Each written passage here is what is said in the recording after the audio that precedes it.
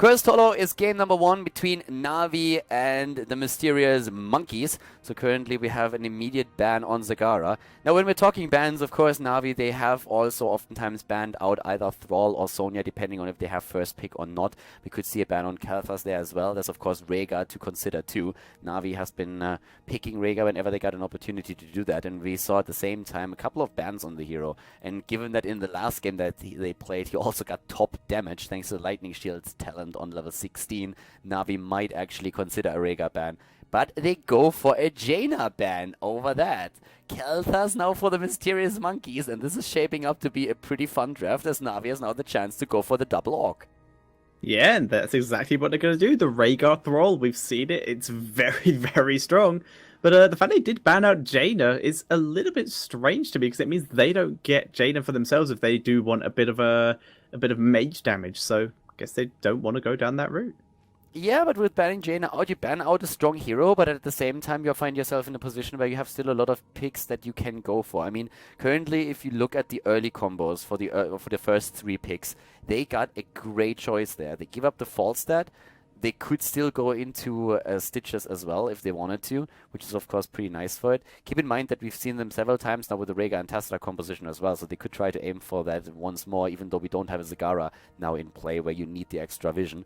But this is this is shaping up to be a very interesting draft. I kind of like that. NaVi definitely more based now on the ability, on the like auto attack damage than trying to go for the mage damage with spells and abilities. As of course Kalthas is taken away and Jaina banned. Yeah, and Mysterious Monkeys going for the Sonya there. They want at least something to try and compete with that Thrall so that they can actually get into the fights and not have to purely rely on their tanks, which, if Thrall's taking Giant Killer a bit later on this level 13, could end quite badly for them. So, really nice choice there. And now we are into the ban phase of NaVi in the first one. Now the teams have to, of course, both now look at Tassadar, because Tassadar would complement their lineups very nicely for NaVi and for the Mysterious Monkeys. So it's kind of likely that NaVi actually lets him get through, and that the Mysterious Monkeys are going to be faced with a decision to ban him out or face NaVi with Tassadar plus Rhaegar. And so far, NaVi is actually looking instead at Diablo, which overall on this map is great, even if you don't combo him off with a Zagara. They could have gone for a Thrall and Diablo combo, which is also quite powerful, since you could go Sundering into Apocalypse. And on this map in particular, with the fights happening around the tributes, the boss fight as well, in like a very narrow space, you can get a lot of value out of Apocalypse. But NaVi seems to have other plans for their front line, and if they, for example, choose Tassadar, then all of a sudden they would still need a double tank if they go for Diablo. It's very unlikely that they are going to play Diablo solo as a solo frontliner, even with a Thrall. So NaVi probably leaning towards that Johanna again, maybe that Muradin that we've seen a couple of times. And the Mysterious Monkeys. Tassadar ban, yes or no? That's the decision that they have to make here. There's a lot to ban right now. They could ban a tank, they could ban also, of course, range damage, but there's always the threat that NaVi is going for that super support for Thrall. Yeah, and they do want to go with the Tassadar. They want to at least have a chance of taking down Thrall, so they at least get rid of Tassadar. They want Sonya to be able to get in there without that force wall, and they don't want Thrall to be shielded. So now NaVi, like you said, seem to be going mostly for the more auto-attacking style, due to the fact they did get rid of the Jaina and already have the Thrall. So Reyna is still available for them if they want to go with that. Stitches has also been left for Alex, so he can bring that in. Yeah, I mean, in theory, you can go even Stitches Tyrande if you spec Tyrande for a bit more damage. You don't have to, since Stitches alone together with a Thrall would be nice. And they go for the double front line with the Muradin for the extra attack. So that's a very, very sick setup. Look at that melee focus here. Rhaegar, Thrall, Team Orc plus Stitches and Muradin. And then they can add a Vala, they can add a Reyna, they can add any kind of range damage at this point, and it will complement their setup very, very nicely. This is a difficult composition to go up against, and they have Falstad with Giant Killer, and they are definitely going to get some value out of that talent. Yeah, if NaVi pick up Greymane as their last hero, then they will have 4.5 heroes worth of melee damage. So they could go in for that if they wanted to, and then Greymane picks, Rhaegar picks Bloodlust, and we cry with happiness. But Mysterious Monkeys, like you said, that Falstad going to be getting a lot of worth out of that Giant Killer.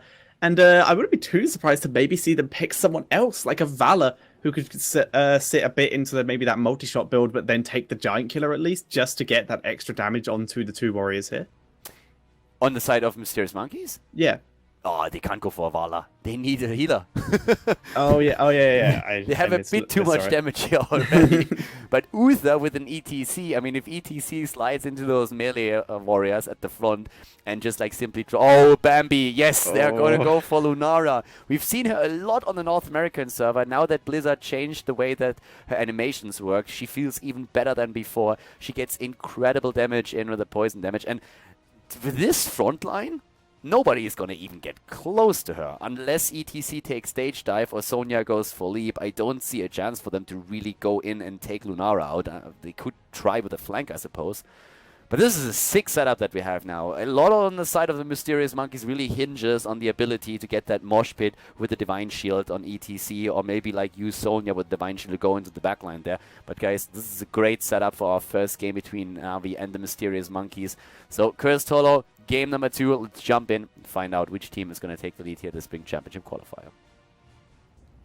Game number 1, everybody, between NaVi and the Mysterious Monkeys. Now, the Mysterious Monkeys, they got a full rework on their roster, and we see a few familiar faces, like Zocke, for example. But let's introduce on our first map, Cursed Hollow, NaVi, first of all. To the left side of the map, we have them with Alex, the Pro G, on Stitches. We have Dikozoy on Thrall, Eternal on Muradin, Crosby playing Lunara, so he's going for Bambi here, the only range damage dealer, and Gran Paquete on Rhaegar.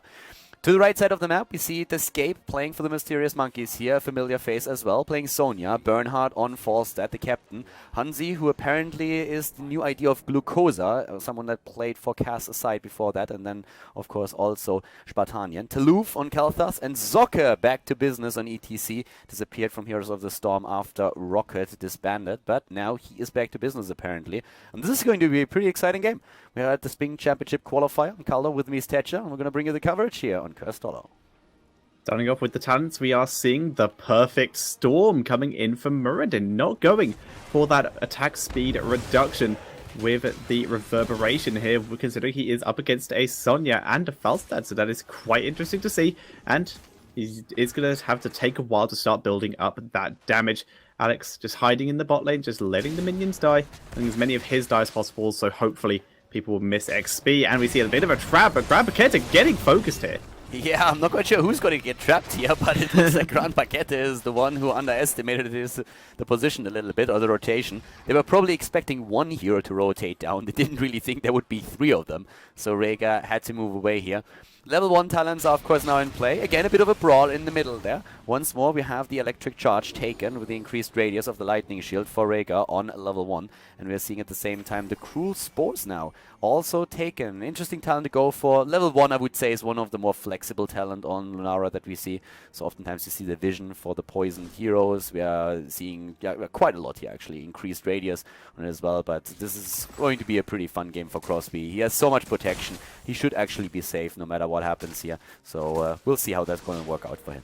Yeah, there's a lot of discussion about which one to pick on which map over between the two main level 1 talents, like you said, the Cruel Spores and that Natural Perspective, I think it is. Yep. The Vision talents. So just on which maps you should pick which and just why. But the Cruel Spores, very good because it gives you, when you're clearing waves or focusing mercenaries, you can just basically get constant crits and constant attack speed buffs. So you can really clear stuff very quickly. And that's one of the things, of course, that you really have to add if you're in solo on the lane at some point. 2 minutes in, the camps are also getting cleared now. We're having on level 1 at the same time a Shot of Fury taken, standard talent so far with Boundless Conviction. And that's an interesting talent, since oftentimes when you go for Boundless Conviction, you will still go straight into your level 7 talent as well. But considering the lineup that is being played there, I'm not so sure if Uther should really give up Cleanse. So we might still see Cleanse on level 7. But there have been a couple of games before already where they still changed that out and did not use Cleanse. But here comes now the lockdown against Taluf. And I mean, at this point, with the slow on Lunara, the Stormbolt on Eternals, Muradin, and Rhaegar himself with that totem, there is, of course, no way for a hero like Kalthas to escape. Yeah, Muradin's actually taking Thunderburn, so is he gone for even more so, not going for that Sledgehammer, the sieging combo that you can sometimes get with that Perfect Storm, and Stitches taking the Putrid Ground, starting off with a bit of tankiness, but wants to start infecting with that Vile Gas. We may even see the level 7 talent that increases the duration of the Vile Gas so he could drop even more damage. Rhaegar at the same time is going to Stormcaller, so again that mana reduction on your Lightning Shield, and more importantly the increased duration by 2 seconds. Very powerful if you go for the level 16 talent. We've seen that in a few of the earlier games where Rhaegar, thanks to that, got the most damage in the game. The Escape in trouble. Nice combo with the Stormbolt and the hook. Very well played here by Na'Vi, but they don't get the kill. The Escape still able to escape here, wells up and even goes back to base right away. So solid player from him, making sure that he does not die. And now the first tribute is on the map, but at the same time Na'Vi reaches level 7, so they are far ahead and will most likely get a tribute for free.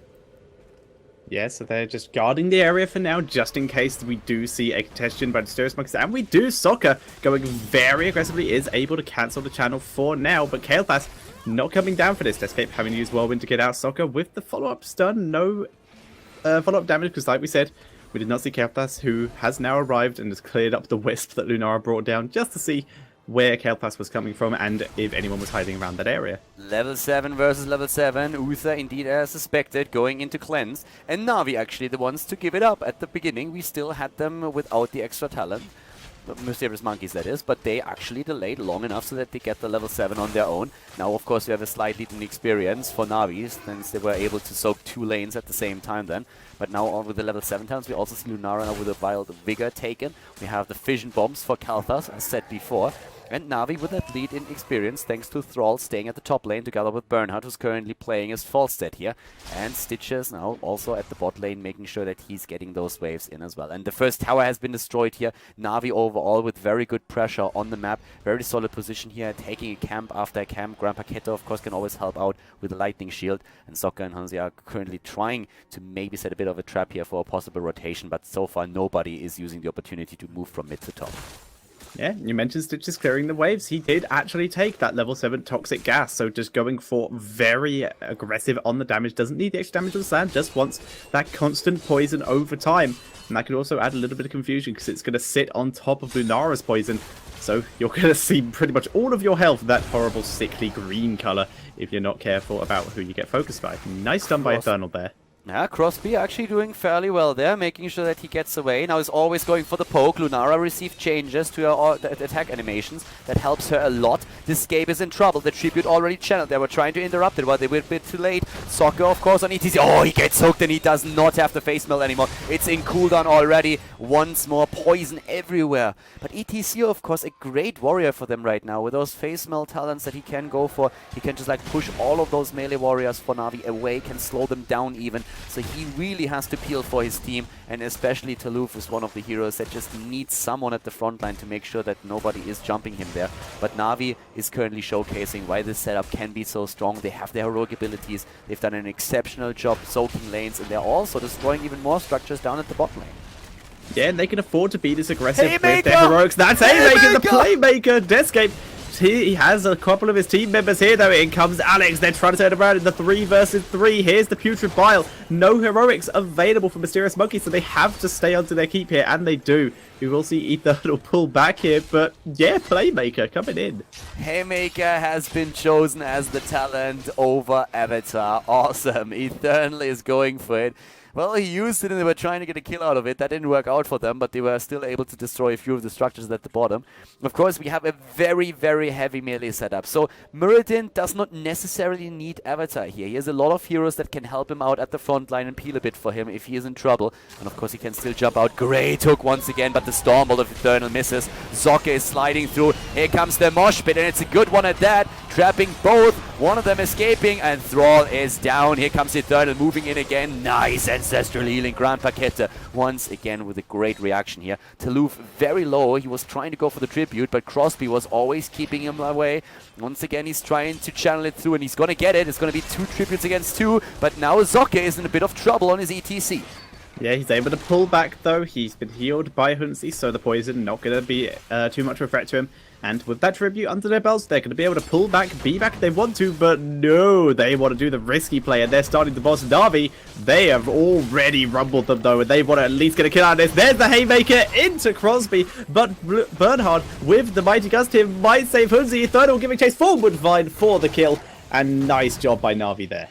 Yeah, Navi with another Storm Ball. Can they go for the slow? Crosby is running out of mana here on his Lunara, but that was a very, very good kill for them. Level 12 versus level 11. A bit too ballsy to go for boss there, and unfortunately for them, Uther was the first one to fall. So with him out of the game, they can't really follow this up with a bit more damage. 2 kills against 1 now. Great talents and great plays. It was actually kind of fun to see that Haymaker, and then immediately afterwards, Bernhard pushing everybody away with the Mighty Gust, making sure that they could not get anything out of that Haymaker. So just like everybody just like ping pong balls across the map was really cool to see that. But good reaction time also from Falstad here, making sure that nobody could follow it up with an immediate kill. Yeah, if he hadn't done that, then absolutely Uther would have died a lot sooner, and they wouldn't have been able to pull Navi into that area. But fortunately, they still lost him. Soccer very aggressive here onto Alex. There's that lightning shield on Alex, so he can drop a little bit of damage while tanking. Lunara continuing to poke. ETC hooked in. He does not have Mosh Pit for another 9 seconds, and now he won't have it at all because he is dead. Taluf going to be pulling back here. Mighty Gust from Bernhard to try and push everyone back. No, nice stun to avoid the playmakers there, but Eternal is in the right spot now. Taluf is completely screwed. He is going to be taken down, and the rest of the team going to be pulling back. Yeah, and Escape is nearly locked down. They're trying to go for him. He goes for the boss, but now he gets slammed into the ground, and Navi takes the opportunity, and they're basically saying, like, well, we're here anyway, so we might as well go for it. And they try to use it. Mighty Gust is going to be up in another 12 seconds, but already Mirrodin jumping in. Bernhard in a bit of trouble. He was hooked in as well. Ancestral Healing has been used. The bird is down. Divine Shield on Uther, saving him for a few more seconds, but this is looking very bad now for the Mysterious Monkeys. Uther is dead. The boss has been taken. Level 14 versus level 12. The extra talents that, of course, Navi already had during the fight helped them out too. They had the spell shield here on Thrall. Now they're going to get cursed as the boss is making his way over to the top lane. It's the worst case scenario. Curse and boss hitting at the same time, and this is a disaster for them at this point. Yeah, and Mirrodin has gone basically full Battle Dwarf build with his extra damage, that piercing bolt, so he can stack even better and hit more people. And the Thunder Strike, the 300% extra damage if only one target is hit. He's on a full single target damage at this point. Yeah, and also we're having the unfair advantage for Crosby for extra damage on his Lunara. And let's not forget that we have actually the cooldown reduction on the heal for Grand Paquette. With this many warriors around in frontlines, he doesn't need that extra shield on his lightning shield. Those 15% are really not all that important for them, as they already have a very sustainable setup anyways. So instead he goes just for the heal duration. So tidal waves have been used. Oh, again the playmaker, and they go straight for Zocke and the kill against ETC. The cow is down. 2 bosses moving through the map. Level 13 now finally also for the Mysterious Monkeys, but that chain bomb might be a bit too late.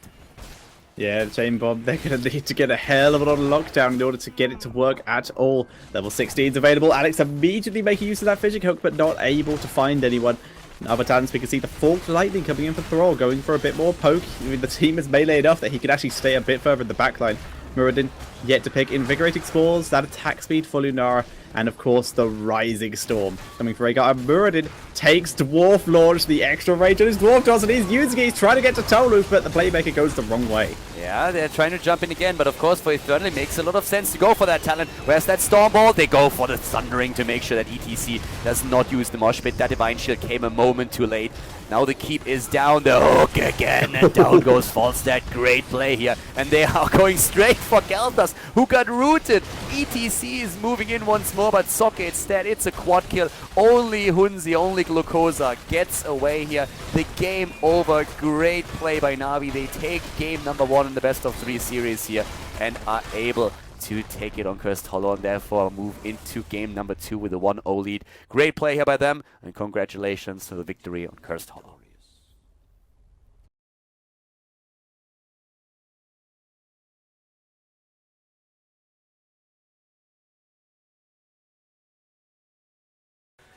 Blackheart's Bay is map number 2, everybody. So once again, we're seeing Blackheart's Bay. It's the second time today, actually. Navi versus the Mysterious Monkeys, and Navi is in the lead in the best of 3 series here. They need one more win to advance to the next round of the Spring Championship Qualifier. And yeah, Mysterious Monkeys with Blackheart's Bay now is their choice. And immediately a Viking ban. Now, that makes sense might be surprising to a few people, but it's actually one of the reasons why you would pick Blackheart's Bay, because you can just simply soak the top and the middle with the Vikings and have 4 heroes at the bot lane. So I'm not quite sure if that was the idea of the Mysterious Monkeys, but Navi's not taking any chances here. They're saying right from the beginning, hey, listen, if you are trying to like draw us into a special draft with the Vikings being part of it, then forget it. We're going to ban them out immediately. So I actually like that approach by Navi. Better safe than sorry here.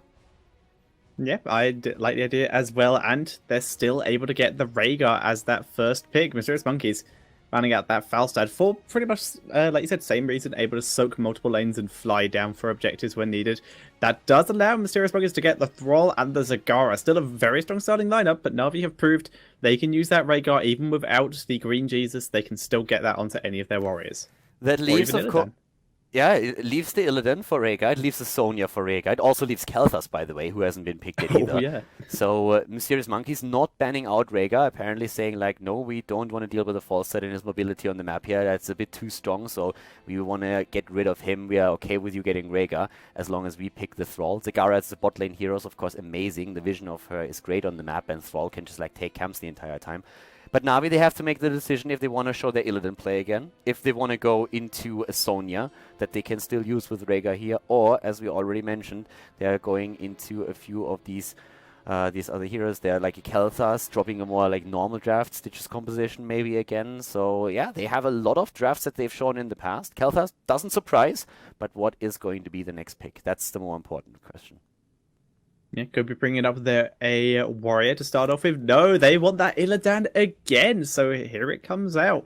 It worked well for them last time. So once again, we're going to see the Thrall versus Illidan. And of course, we're going to see a bit of a battle over that Tassadar too now. I suppose that Na'Vi could even ban him out.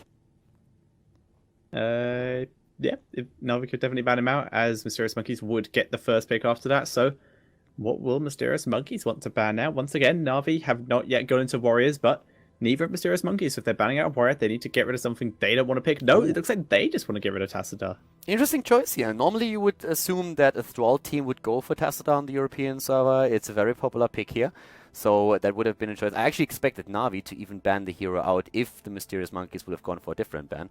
But apparently they have different plans when it comes to their own healer. So Na'Vi does have, so to say, a free ban at this point and can really think, okay, what do we not want to combo there? Maybe a Diablo. Combos well with a Thrall, combos well with Zagara. So if the Mysterious Monkeys were thinking about heading into a double warrior frontline, they could have used Diablo as one of them and make sure that they get the Apocalypse in there. So that is definitely something that they might consider.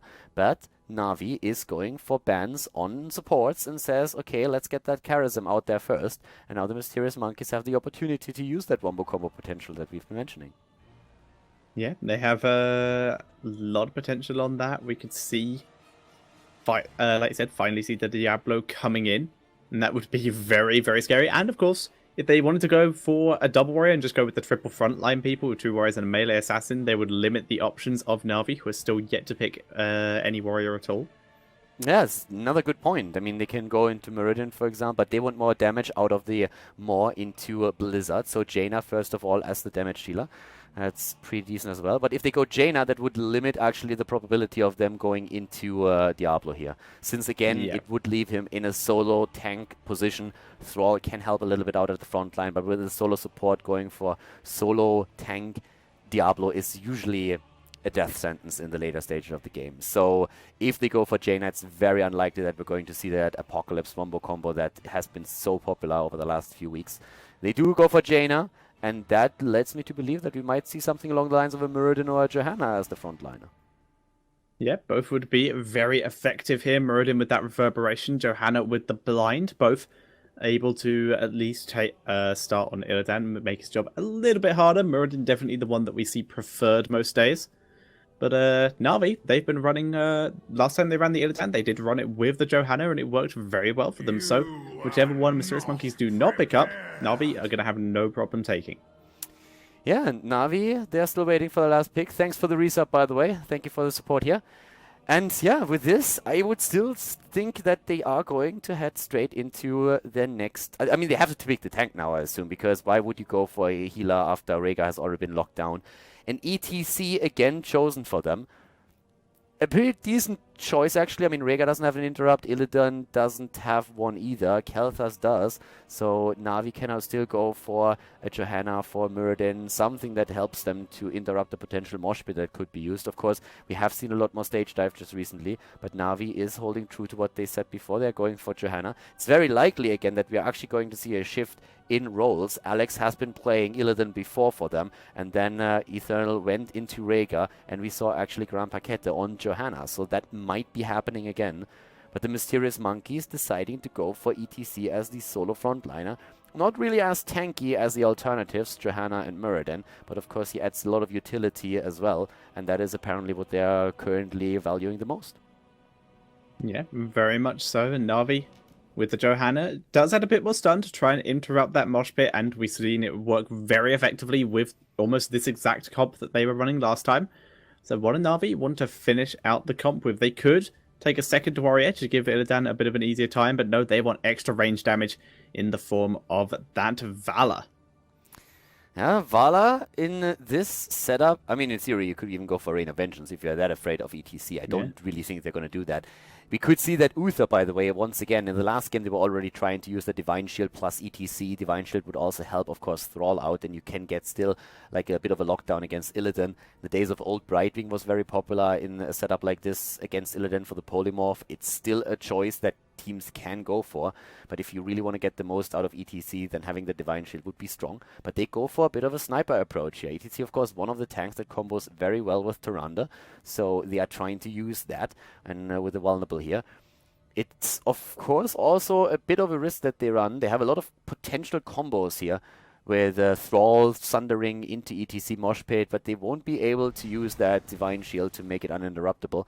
So an interesting choice here. I mean, there is combo potential with Zagara more into ETC Power Slide, Mosh Pit, Thrall with the Sundering here, using it before ETC jumps in. So they can really make that work, but it all requires incredible coordination. And if Illidan is known to do one thing, it's interrupt the opponent completely and just like leave that backline as a wasteland. Blackheart's Bay is map number 2, Na'Vi versus the Mysterious Monkeys. So guys, let's jump in and find out if Na'Vi can take it with a 2-0 to advance to the next round, or if the Mysterious Monkeys are going to be able to fight back here and force game number 3. Let's jump right into our second map without further ado, Blackheart's Bay. Game number 2, everybody, has just now started. We are on Blackheart's Bay, and as you can see here to the left side of the map, it's once again Na'Vi. The team currently with Alex the Pro G on Johanna, Grand Paquette on Rhaegar. So actually they stick with their roles. They switched it around in one of the earlier games, but apparently that was just because they knew they were facing a bit of a weaker opponent. Right now they are taking things apparently a bit more seriously. We have Eternal this time on Illidan, so Alex didn't get his wish granted to jump back on the melee assassin. Vala is played by Crosby, and Dikozoy is on Kael'thas.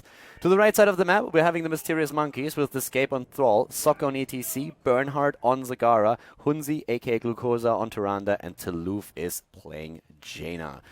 I was already a bit excited that Na'Vi apparently was switching the roles depending on what lineup they play, but apparently it was just an adjustment because they were only in the earlier rounds of the tournament. Got excited. Yeah, it would have been interesting to see if this was like a constant thing, but apparently it is not. We're seeing 4-man roaming squad. They were trying to catch anyone roaming through the mid lane with the Mysterious Monkeys, but not able to get anyone. So just getting back to the other lane. Having a look at some of the level 1 talents, we are seeing Crosby sticking with his almost constant Valor build, that Siphoning Arrow, giving himself a bit of sustain. And on the Jaina, we're seeing the Winter's Reach starting off with that Q build, and he does actually have the potential of, as later talents, building into that block to try and protect against the Illidan. Yeah, she indeed does. So we could on level 7 see the Frost Armor there too. So once again, Alex actually the focus of the attack. 5 coins in their hands and already Kael'thas roaming down. So it looks like they're going to get all of the coins. Bernhard on Zagara has a couple of creep tumors around, but there's no way for him to actually get the chest. Yeah, Eternal though, not yet going to go for the turn and just going to hold on to these. He does have a good amount of escape himself. He's actually hanging around in the bushes there, just because he may have seen, probably saw the people around there, so Illidan knows not to roam up and knows to stay quite hidden in his lane and not to venture too far forward.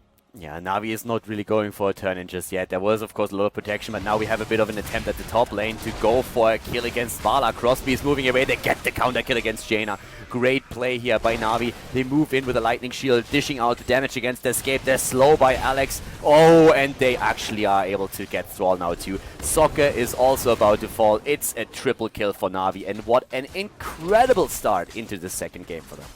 Yeah, and a really nice move there from Grand Paqueta, who actually used his Feral Lunge, which he basically has now as a permanent ability, onto Hunzi, who is nearer the gate, so that he could get in front of ETC to make his escape route that little bit harder. A really nice move.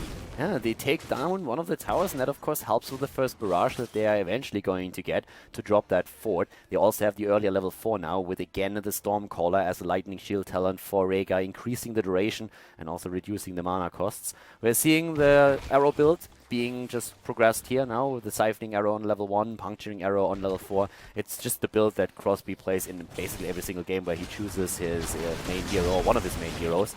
Illidan is trying to get away, but there is Zocke flanking too, and this could be the double kill that they were hoping for. Crosby, oh, he gets away. That lightning shield is a bit too, or that lightning, chain lightning is a bit too late, but they steal the coins away. Solid effort here on the side of the Mysterious Monkeys after they suffered 3 deaths in this mid lane a bit earlier today.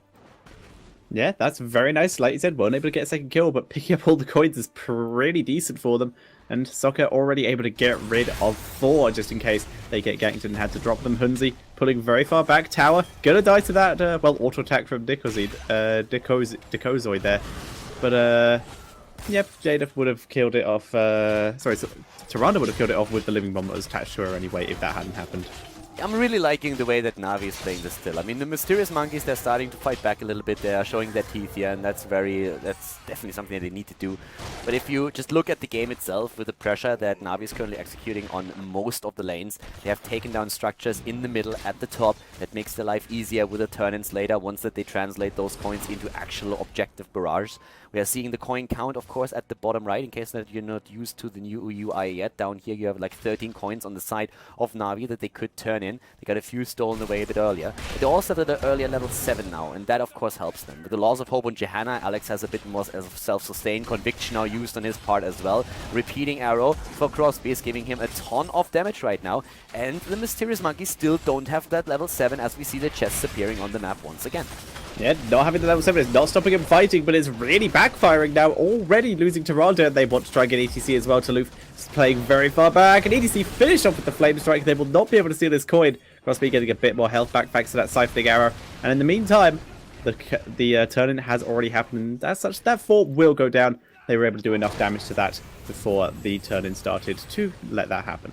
As expected, the level 7 talent for Jaina leads us straight into Frost Armor, so that they're able to mitigate some of the damage that especially the auto attackers, in this case Illidan, try to dish out onto Jaina. A lot of damage here at the top lane thanks to that turn-in still. I mean, they are going to get a second fort maybe, and they are very close to level 10 now for the heroic ability. Navi in an incredible position. They're trying to go for the kills again. 6 kills against 1 already, and there's the 10 now with a falling sword on Johanna, taken once more. Alex using that talent several times today already. Ancestral healing for Grand Paqueta and his Rhaegar. Strafe for Crosby. Metamorphosis has been chosen, and Kalthas is actually going into Pyroblast. They're trying to pyro them away. Toulouse is falling. Pyroblast had been used as well, or he wanted to, but that wasn't even needed. And yeah, they are going for a full blower build, and considering the healer here, that actually works quite nicely. I mean, there is no potential Divine Shield that could be used to save someone, no Palm, it's only Tyrande, and they are trying to really snipe targets in the backline away with that Pyroblast. Yeah, Dikozo really, really aggressive with this talent choice. He is a bad Bernhard gonna have a bad time here. We're gonna see the Pyro try and finish him off. Yes, we are. Oh, Bernhard, no. Down he goes. You can run, but you can't hide. Thrall has also fallen and donated 8 coins to the cause. That leaves now Navi with 22 coins. And it was also not a misclick. I mean, you could really see how he waited with the level 10 ability and then deliberately chose the Pyroblast, the kill against Jaina. NaVi is wrecking the monkeys here on Blackheart's Bay. 10 kills against 1, a 3-level lead, and the monkeys, they don't even have the level 10 ability yet. They're just desperately trying to get experience somehow with heroes in the mid lane. At the top lane, structures are being destroyed all over the place, and now we still have 24 coins that can be turned in by NaVi. They more or less have a double turn in now. Yeah, then they're just Illidan just going in for the single turn in on his own at this point. And one thing we can guarantee as later talents, Jaina has to take Ice Block this time. She cannot afford to leave that untalented. For now, though, NaVi just splitting up, getting a bit of lane XP, clearing the lane so that everything is pushed up. Illidan and Rhaegar actually going quite aggressively towards the easy camp, but they've managed to find a couple heroes. But you can see from above, here comes the rest of the mysterious monkeys, and Eternal could be in a lot of trouble here. Yeah, gets Ancestral Heal, but Rhaegar might have been well advised to keep that for himself. The kill against Illidan as he got locked down thanks to that mosh pit. Rhaegar is still alive, moving away with 6 coins. Alex has 7, also trying to escape using the Iron Skin here, but we already have the escape on the move to try and drop him. Alex again with the shield. We have everybody else trying to get away now too. And there's Crosby just attempting to move back. They have the level 13 abilities now, and in this case it is the Frost Shot still for Vala. But what is Alex doing? Alex with the suicide move. That was very odd. It was totally unnecessary for him to go into the middle. I'm not quite sure what exactly the thought process was here. He was totally safe. Everybody else was safe as well. They're still down, or they were still down a hero. Illidan was not with them. So Alex moving suddenly into the middle where he knew that the opponent was positioned. I'm very, very confused by that move. Yeah, really risky move that was, well, really backfired for him. Eternal gonna start on the boss, doing Illidan things. Rhaegar gonna come help him out here. Like, Illidan can do it on his own if he's very careful, but with Rhaegar here, he's gonna have no trouble at all. They'll be able to do this between them. In the meantime, the rest of the team is pushing mid lane, whereas the Mysterious Monkeys, as you can see, putting a lot of pressure on that bot lane. The Owl will spot Johanna, but won't actually spot this boss being taken. Yeah, the boss is going to fall into the hands of NaVi, and now that Johanna is back, they're starting to also steal a few of the camps away. So Alex just donated 7 coins to the opponent, which allowed for the turn-in. Now we have also chests appearing on the map again, and they're even timing this camp. They're waiting for the boss to move down the lane so that they can take the camp and make this push even stronger. There's no level 13 talent yet for the opponent. Here comes the camp. It's a double camp pushing in right now, and the boss moving into. This is an insane push for the first keep of the game. Yeah, that keep gonna be under a lot of pressure. So many minions, boss about to arrive, and a lot of members of NaVi are actually still hanging around with this. Soccer, only one knockdown here. You don't have stage dive, Soccer. He's gonna be back because he has to be there for his team to help defend this, because they're gonna not be able to do anything. And if this goes undefended, the boss still has full health. They can go all the way to core. Yeah, Soccer wanted to go for level 13. They wanted to have the talent, but he can't, and he knows it. Now the keep is gone, and as you already said, theoretically they could go for core, especially if they get a kill or two. The Scape is moving in from behind, using his Sundering Mosh Pit. Only one being hit by the Mosh Pit. Here comes Alex, jumps in, interrupts it. Dekusoi is still there. Pyroblast has been used already earlier. The kill against ETC. Zagara is still alive, but Thrall is dead. Zagara moving away here. They go for the core. The boss is already on the level 30 talents, finally on the side of the Mysterious Monkeys, but NaVi is straight going for the kills to get another one against Jaina. Now it's a 5 versus 2 with the boss already on the call, and they go straight for the victory. The 2-0 claimed. NaVi just snowballing completely. 10-minute game on Blackheart's Bay with a 3-level lead. They finish it. GG, well played. NaVi with a 2-0. And that, ladies and gentlemen, is GG and the end of another series here on Khaldor TV with Heroes of the Storm. So once again, we have another video finished, and I hope that you enjoyed the commentary and that you liked the game, of course, as well. It was a pleasure casting the match for you. And if you guys really enjoyed it, then make sure that you give that video a thumbs up on YouTube. And of course, if you haven't subscribed to the channel yet, feel free to do that too. If you have friends that are interested in Heroes of the Sports esports scene, then definitely recommend the channel to them, or just show them the video if they want to see like a bit how the pros are drafting here, especially of course when it comes to the North American scene, European scene. And I mean, these days we even have a couple of Chinese games on the channel here, so I hope that you enjoy that as well. That being said, thank you very much for watching again. I'm going to see you guys next time with more Heroes of the Storm content here on the channel. Have a great day and enjoy your week, and see you soon. Bye bye.